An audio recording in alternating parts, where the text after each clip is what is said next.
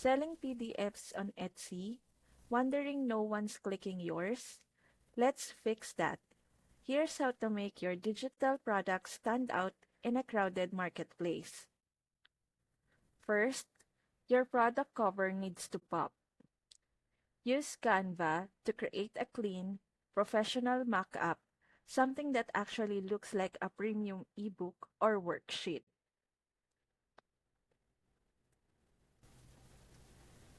Next, make your title searchable. Use keywords your ideal buyer is already typing, like checklist for busy moms, instead of just checklist. Think like a customer, not a creator. No one clicks on a boring titles with pixelated previews. Finally, add extra value. Can you include a checklist or a bonus page?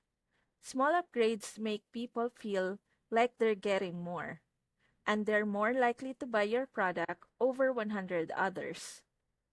Want to learn how to not just create PDFs, but sell them successfully on Etsy, Gumroad, or your own shop?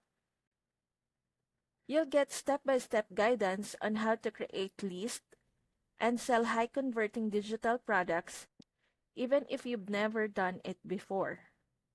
Design smart, sell better. Click the link in the description below to join PDF farming and start turning your PDFs into passive income.